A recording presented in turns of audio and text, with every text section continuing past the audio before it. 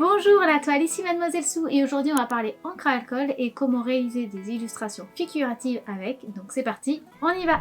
On m'a demandé de refaire des tutoriels sur les encres à alcool, donc je recommence. Donc en voici une et puis il y en aura petit à petit de temps en temps, j'en remettrai encore. Et c'était une question qui m'a été posée de peut-on faire des images, des choses beaucoup plus figuratives, c'est-à-dire dessiner des personnages, des animaux, des choses comme ça avec les encres à alcool. Alors, je vous en avais parlé dans ma vidéo sur les encres en général, ce qui veut dire encre acrylique, aquarelle, encre à alcool, etc., etc. Je vous remets un lien juste au-dessus pour que vous puissiez aller voir parce que selon les encres, on doit faire la même pratique et donc on ne va pas obtenir les mêmes résultats et donc on ne fait pas les mêmes illustrations avec chaque produit. Vous pouvez, mais bien entendu, ça n'obtiendra toujours pas exactement le même rendu, ce qui est normal.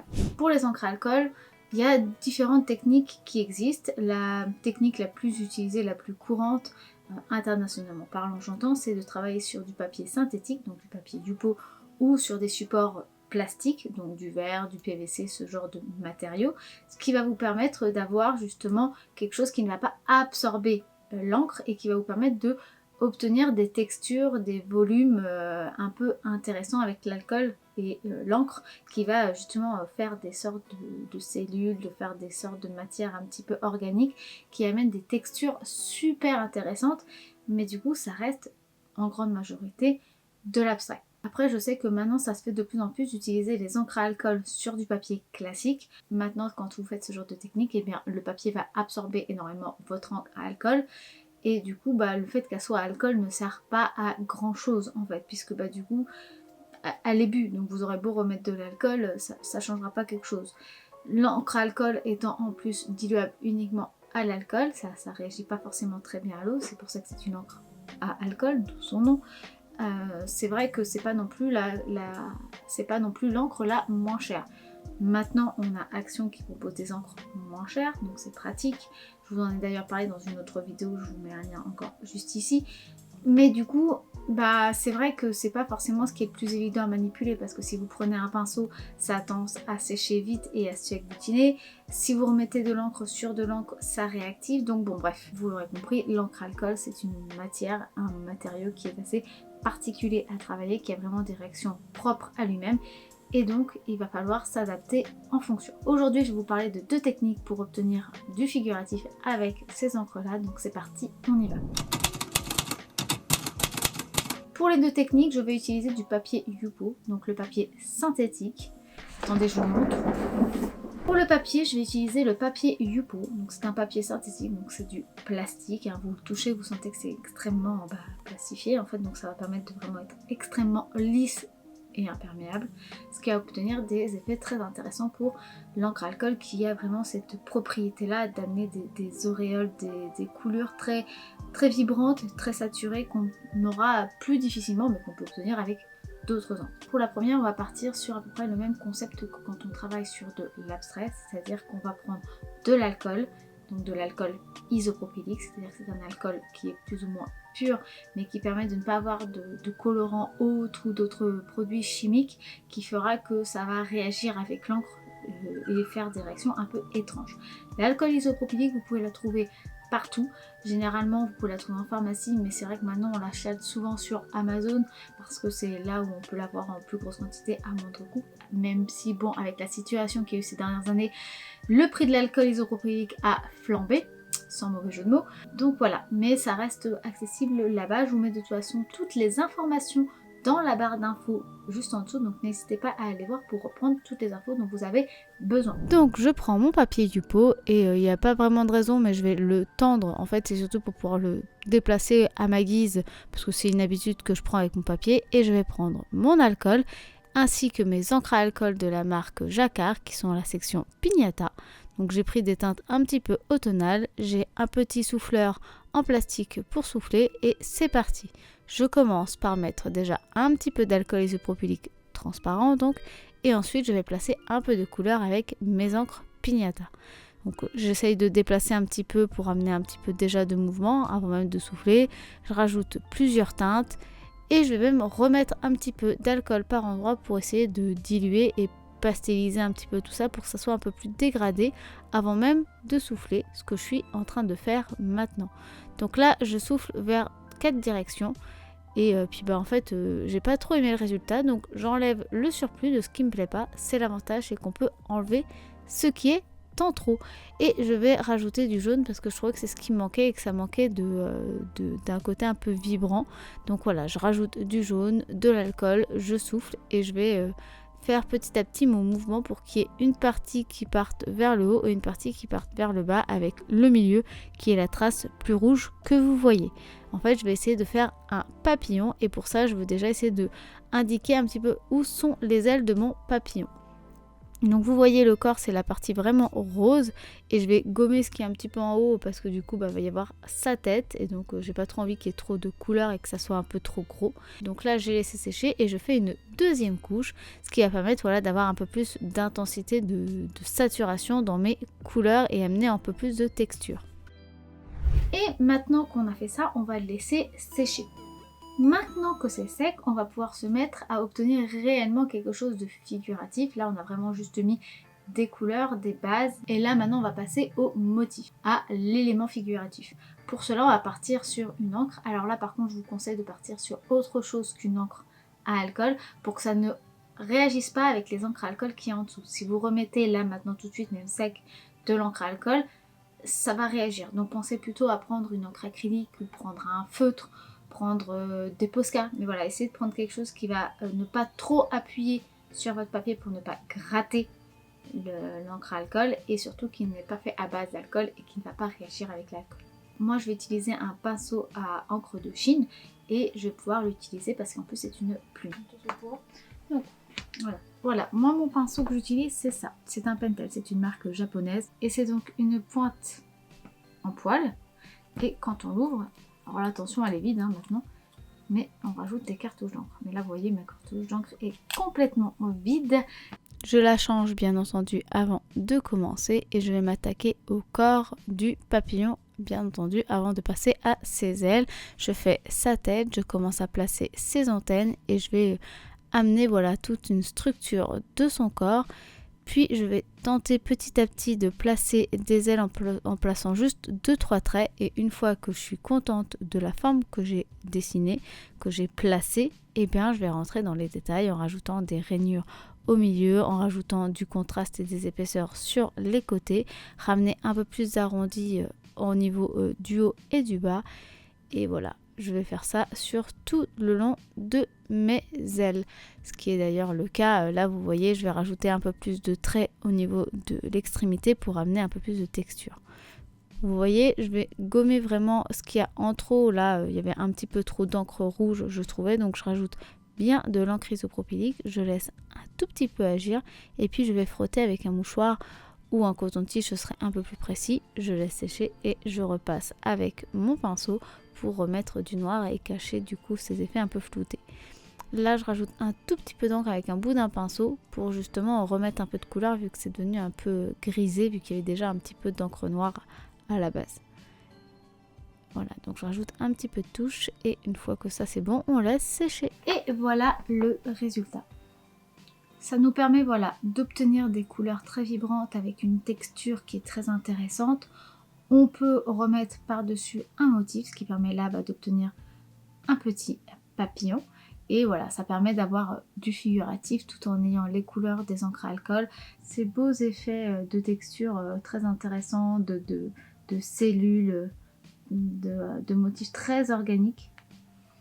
Et puis voilà, ça brille, c'est saturé, c'est vrai que c'est assez vibrant. Donc ça c'était la première technique et maintenant on va passer à la seconde technique. Pour la seconde technique, on va prendre un crayon à papier extrêmement fin et délicat et pas gras du tout, donc quelque chose qui va aller dans les haches. Et on va faire un motif. Donc là, moi j'ai décidé de faire un chat.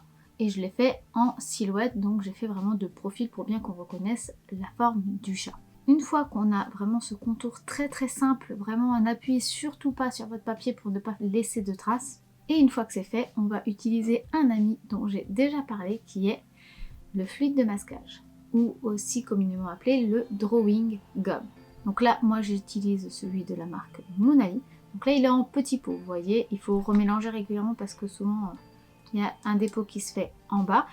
Et pour dessiner avec, j'utilise différents outils. J'utilise là, ici je vais utiliser un pinceau en silicone de modelage. Mais par contre, si vous voulez plus de techniques et d'informations sur le drawing gum, j'ai fait également une vidéo dessus. Donc je vous mets un lien encore juste au-dessus. Vous pouvez cliquer et vous aurez toutes les vidéos dont je vous ai parlé aujourd'hui. Et là, je vous parle de toutes les techniques que j'utilise, de tous les outils que j'utilise pour ce petit produit magique. Et donc maintenant, on va placer le drawing gum.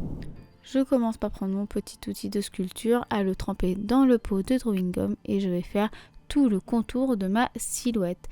Et je vais y aller voilà, petit à petit, bien silhouette, enfin petit trait de la silhouette par petit trait de la silhouette et pas du tout en faisant tout d'un coup parce que ça va sécher quand même et après ça risque de coller. Donc faites bien zone par zone, sinon vous allez vous retrouver embêté. Donc là, j'ai pas rempli partout parce que je voulais que ça sèche quand même plutôt vite. Et j'essaye ensuite de rajouter quelques petits traits pour ajouter voilà, un effet un peu poil qui deviendra visible par la suite. Et je ne vais pas faire le côté droit pour amener un effet un peu d'encre qui va s'évaporer, s'éloigner du corps de la silhouette par la suite. Donc je ne fais pas toute la silhouette. Là vous vous en doutez, maintenant que le drawing gum est placé, en plus on a mis une grosse couche, et bien il va falloir laisser sécher et ça il faut se l'avouer, c'est long. Sachant que vous allez pouvoir sécher un petit peu ses cheveux, mais pas trop parce qu'au début c'est trop liquide, donc le drawing gum va bouger avec le souffle du sèche-cheveux. Et si vous le faites trop fort ou trop chaud, eh bien ça va aussi cloquer et ça va détruire tout ce que vous avez fait. Et vous pouvez même tordre un petit peu votre papier parce qu'il aura subi trop de chaleur. Faut pas oublier, c'est du plastique. Donc malheureusement, il va falloir laisser sécher un petit peu malgré tout, de façon naturelle. Et maintenant que c'est sec, on peut enfin se relancer et se lancer même dans les encres à alcool. Donc je fais comme pour la première technique, je vais déjà mettre de l'alcool isopropylique partout et je vais souffler pour bien que ça aille bien partout avec l'aide de mon souffleur. Une fois que ça c'est fait, je vais placer un petit peu des encres un peu partout. J'utilise un bout d'un pinceau, n'importe lequel, pour essayer de déplacer un petit peu les couleurs avant de souffler. Je vais rajouter donc d'autres teintes. Ici, j'ai décidé de rajouter du magenta au niveau du bout de la queue et du bout de l'oreille et du museau pour amener un petit peu de contraste et qu'on repère un peu mieux la silhouette du chat. Et puis je vais rajouter du bleu. Voilà, donc je vais rester dans des ambiances bleutées, vertes, avec un petit touche de magenta pour amener quelque chose qui contraste un petit peu. Et une fois que c'est fait, ben voilà, je vais souffler, je vais ramener des petites nuances avec un bout de pinceau, remettre un petit peu de couleur jusqu'à ce que le rendu de la texture des taches me plaise en fait. Et voilà, j'essaye bien de faire que ça aille jusqu'au bout de l'angle en haut à droite pour faire que l'encre s'évapore. Là, il y avait un petit peu trop de matière, je trouvais que ça rendait plus très bien, donc j'ai enlevé un petit peu avec un sopalin et j'ai soufflé pour sécher à l'aide d'un sèche-cheveux. Une fois que mon encre est bien sèche, eh bien on va pouvoir enlever le drawing gum. Alors ne frottez pas trop, sinon vous allez avoir des traces de doigts comme je l'ai fait. Et vous voyez, tout se décolle en une seule fois. Il faut y aller un petit peu délicatement, mais vous voyez, ça part tout seul. Il y a juste vraiment besoin de tirer délicatement et la silhouette apparaît. Et voilà. Je répare un petit peu ma bêtise de tout à l'heure avec mon doigt qui a dérapé pour que ça ne se voie plus trop. Comme j'ai pas mis du drawing gum partout et que je n'ai pas mis de scotch partout, j'ai mis des taches comme vous pouvez le voir. Donc j'ai décidé de rajouter un petit peu de motif et de texture autour pour cacher mes bêtises tout simplement, ça arrive à tout le monde. D'ailleurs je vous le redis, mais je vous l'ai montré déjà, mais si vous avez fait une erreur, vous pouvez aussi gommer, effacer avec un petit peu d'alcool et un petit torchon pour enlever le pigment de l'encre à alcool, puisque vous remettez de l'alcool, vous laissez agir un petit peu et vous essuyez. Le seul souci c'est que du coup vous n'allez pas pouvoir être très précis, donc avec un coton de tige peut-être que vous pourrez un petit peu, mais ça reste quand même un gros bout, mais c'est une solution qui est possible. Donc je vais rajouter du magenta au niveau de mon angle haut gauche, parce que vous voyez il y a des petites taches de rose et des petites taches de bleu sur le côté gauche qui n'étaient pas voulues parce que j'ai pas protéger cette partie là, donc on va assumer et on va faire des vraies grosses taches bien partout sur le côté gauche pour dire que c'est assumé, même si c'était pas le cas à la base, mais essayer de structurer un petit peu plus ça. Donc je rajoute du jade, c'est le vert un peu turquoise, on a du bleu, on a du magenta et je rajoute toujours de l'alcool isopropylique pour tout fluidifier, pour tout homogénéiser et amener des nuances et des dégradés. j'ai soufflé un petit peu et voilà ce que ça donne. Il n'y a plus qu'à laisser sécher. Et voilà le résultat. Alors, du coup, c'est vrai que le motif que j'ai rajouté là pour cacher les taches, donc on voit un petit peu moins la silhouette, ça aurait été bien plus impactant si je n'avais pas fait les taches. Mais je pense que vous voyez quand même très très bien la silhouette de chat. Et en plus, alors ça c'est purement personnel, mais moi c'est vrai que je trouve ça vachement sympa d'avoir quelque chose qui soit organique comme ça et qu'on ne voit pas tout de suite la silhouette apparaître et qu'on la voit après coup. J'ai montré ça un petit peu avant de tourner la vidéo et au début les copines à qui je l'ai montré n'avaient pas percuté qu'il y avait un chat. Et c'est après coup je leur dis vous avez vu quelle forme se cache derrière et qu'elles l'ont vu. Et j'ai trouvé ça vachement cool à réaliser, c'est super sympa.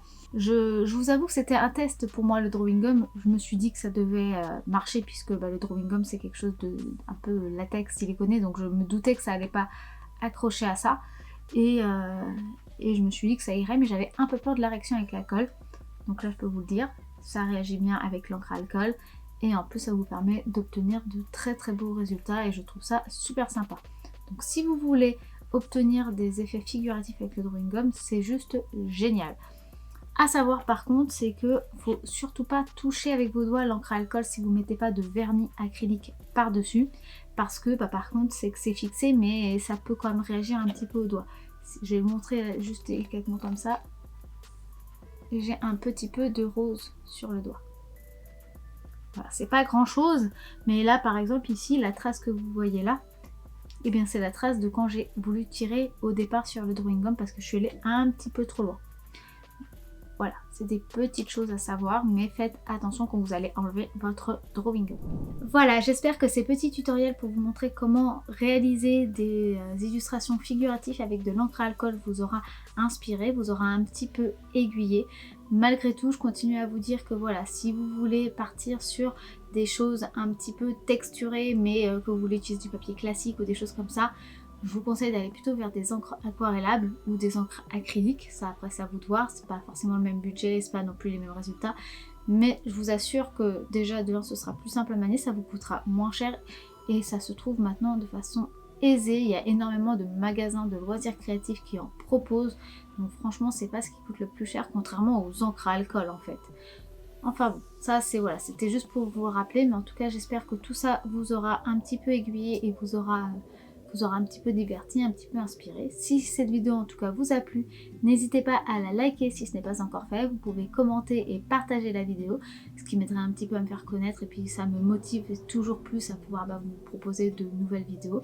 Merci à tous ceux qui me soutiennent et qui commentent, partagent et m'aident de différentes manières, que ce soit sur Tipeee ou en me commandant des illustrations.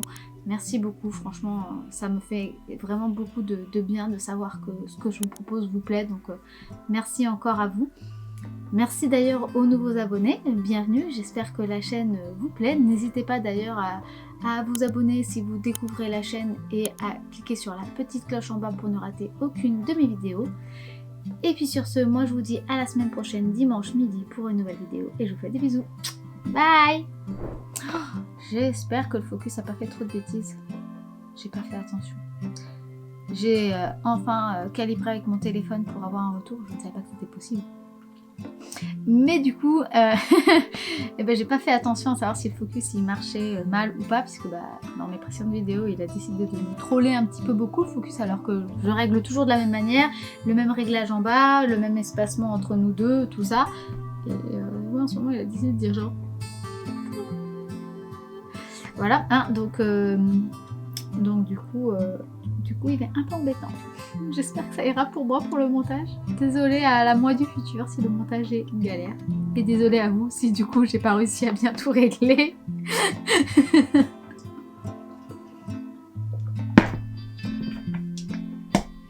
Bon allez, faut que j'aille en cours moi. J'ai mes cours à donner. Ah oui, du coup vous ne me verrez plus galérer à appuyer sur le bouton au loin. Parce que maintenant j'ai mon téléphone donc j'ai juste à faire.